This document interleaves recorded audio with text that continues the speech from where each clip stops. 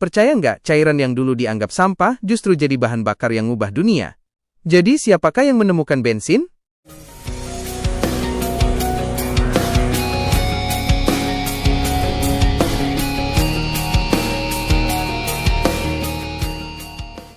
Selamat datang di Classy Story, tongkrongan otomotif yang bermanfaat buat kamu.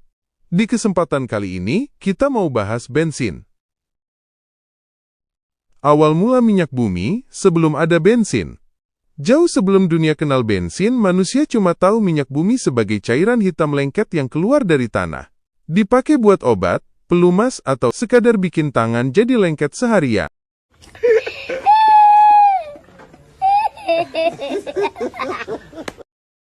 Baru di tahun 1850-an, ilmuwan mulai mikir, ini kalau minyak bumi dipanasin, hasilnya apa saja sih? Mulailah muncul proses distilasi. Dari sini keluar beberapa lapisan, dari yang berat sampai yang paling ringan. Yang dicari waktu itu cuma kerosin buat lampu penerangan. Tapi dari proses itu, muncul cairan ringan, cepat nguap, dan baunya ya gitu deh. Cairan itu kelak disebut gasolin atau bensin. Dan lucunya, waktu itu bensin dianggap sampah, nggak kepakai, bahkan sering dibuang. Ibarat gebetan baik yang nggak dilirik, padahal dia yang sebenarnya setia. Siapa penemu bensin? Bensin bukan ditemukan oleh satu orang, tapi lahir dari proses panjang. Beberapa nama pentingnya.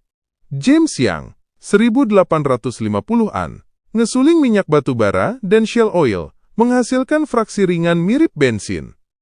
Edwin Drake, 1859. Orang pertama yang ngebor sumur minyak komersial. Dari sinilah produksi minyak dunia meledak, dan fraksi bensin makin sering muncul. Jadi Para ahli kilang abad ke-19.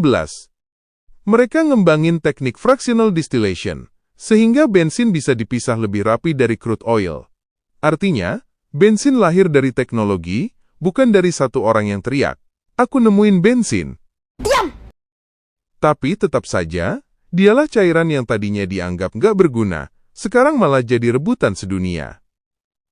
Kenapa bensin jadi penting? Karena dunia butuh bahan bakar yang cepat terbakar, mudah menguap, tapi cukup stabil buat mesin kecil. Dan jawabannya ya bensin. Masalahnya, waktu itu mesin bensin belum ada. Ibarat punya charger tapi belum ada HP-nya.